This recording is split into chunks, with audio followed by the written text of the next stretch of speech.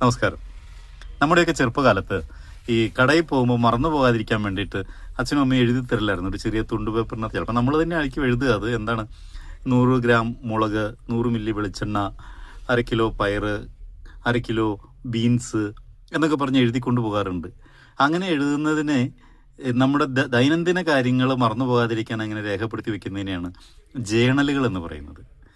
ജേണലുകൾ തയ്യാറാക്കുന്നത് ഏറ്റവും ഗുണകരമായിരിക്കും ജീവിതത്തിൽ. കാരണം അല്ലെങ്കിൽ ഈ ചിലപ്പോൾ ബാങ്കിൽ പോകേണ്ട കാര്യം മറന്നു പോകും, ബാങ്ക് ടൈം കഴിയുമ്പോഴായിരിക്കും ചിലപ്പോൾ ഓർക്കുക. അതല്ലെങ്കിൽ ഒരു സുഹൃത്തിനെ കാണാമെന്ന് പറഞ്ഞിരുന്നു 11 മണിക്ക്, പക്ഷേ 11 ആയപ്പോഴാണ് അത് ഓർക്കുന്നത്.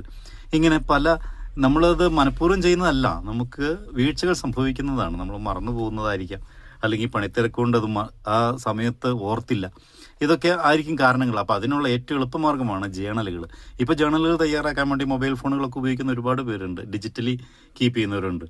പക്ഷേ ഞാൻ പറയുന്നത്, പേന കൊണ്ട് ഒരു ഡയറി ചെറിയൊരു ബുക്കിനകത്ത് എഴുതി പോക്കറ്റിലിടുകയാണെന്നുണ്ടെങ്കിൽ ഇടയ്ക്കിടയ്ക്ക് അതെടുത്ത് നോക്കുന്നൊരു ശീലമുണ്ടെങ്കിൽ ഈ ജേണലുകളിലൂടെ നമുക്ക് ഭാഷ പഠിക്കാം, നമ്മുടെ കാര്യങ്ങൾ നിർബന്ധമായിട്ടും ചെയ്തു തീർക്കേണ്ട കാര്യങ്ങളെപ്പറ്റി ഓർമ്മിക്കാം. ഇങ്ങനെ ഒരുപാട് ഗുണങ്ങളുണ്ട്.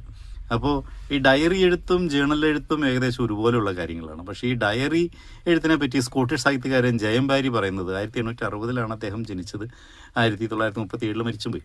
അപ്പോൾ അദ്ദേഹം പറയുന്നത്, ഈ ഡയറി എഴുതുമ്പോൾ അതിനകത്ത് ഒന്ന് എഴുതാൻ ഉദ്ദേശിക്കുന്നു, മറ്റൊന്ന് എഴുതി വിടുന്നു എന്നാണ്. എന്നാലോചിച്ചെങ്കിൽ ശരിയല്ലേ? പല കാര്യങ്ങളും നമ്മൾ എഴുതാൻ വേണ്ടി മനസ്സുറപ്പിച്ചങ്ങ് എഴുതാനിരിക്കുമ്പോൾ എന്നിട്ട് വേറെ എന്തെങ്കിലുമൊക്കെയാണ് സാധാരണ എഴുതിപ്പോകാറ്, സത്യസന്ധമായിട്ടൊന്ന് അവലോകനം ചെയ്യുമ്പോൾ.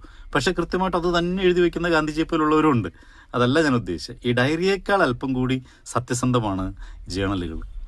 ജേണലുകൾ തയ്യാറാക്കാൻ പ്രാക്ടീസ് ചെയ്യുന്നത് ജീവിതത്തിലെ ഒരു ഒഴുക്കിനെ ഈസിയാക്കാൻ സഹായിക്കും. അന്നുള്ള ജീവിതം അത് നമ്മൾ ഒരു വർഷമൊക്കെ കഴിഞ്ഞ് നമ്മുടെ പഴയ ജേണൽ എടുത്ത് നോക്കുമ്പോൾ നമുക്ക് മനസ്സിലാവും അതിൻ്റെ ആ ഒരു സുഖം. ജേണലുകൾ എഴുതാൻ തയ്യാറായിക്കൊള്ളൂ.